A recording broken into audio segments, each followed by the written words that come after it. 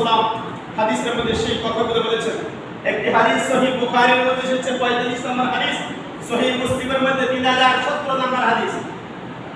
ওমর ইবনে খাত্তাব রাদিয়াল্লাহু তাআলা আনহু থেকে বর্ণিত। আলহামদুলিল্লাহ, ওমর নিজে হাদিস বর্ণনা করছেন।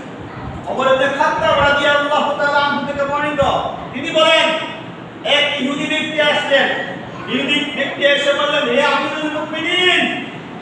এক ইহুদি ওমর রাদিয়াল্লাহু আনহুর কাছে এসে বললেন, হে আমিরুল মুমিনিন। তখন ওমর খাত্তাব বললেন, জি বলুন। তিনি বললেন, আপনাদের কিতাবে, কি বললেন, আপনাদের কিতাবে এমন একটি আয়াত আছে যাহা আপনারা পাঠ করে থাকেন। আপনাদের কিতাবে এমন একটি আয়াত আছে যাহা আপনারা পাঠ করে থাকেন। যদি আমাদের ইহুদি ধর্মের উপরে, আমাদের ইহুদিদের উপরে এই আয়াত নাজিল হতো, আমাদের ইহুদিদের উপরে নাজিল হতো, তাহলে আমরা এই আয়াতটিকে উদ্দেশ্য করে, এই আয়াতটি যেদিন নাজিল হয়েছে ওই দিন থেকে ঈদের দিন হিসাবে গ্রহণ করতাম। আলহামদুলিল্লাহ বলেন। এই ইহুদি কি বললেন? এই আয়াত আমি যতক্ষণ আলোচনা করলাম সূরা মায়াদা 3 নম্বর আয়াত, 5 নম্বর সূরা 3 নম্বর আয়াত, এই আয়াতের বিষয়। তখন ওমর রাদিয়াল্লাহু তাআলা কখনো বুঝতে পারছেন না।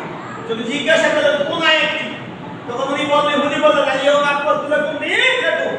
তো বলে, হ্যাঁ, এই আয়াতটি যখন নাযিল হয়, ওমর ইবনে খাত্তাব বললেন, আমি ওই দিন ওই সময় ওই স্থানে উপস্থিত ছিলাম। আলহামদুলিল্লাহ, ওই দিন ছিল আরাফার দিন এবং জুমার দিনে আয়াত নাযিল হয়েছে। ইহুদি বললেন, যদি আমাদের ইহুদির উপরে আয়াত নাযিল হতো, আরাফার দিন আমরা ঈদ হিসাবে ঘোষণা করতাম। এর অর্থ কি বুঝলেন?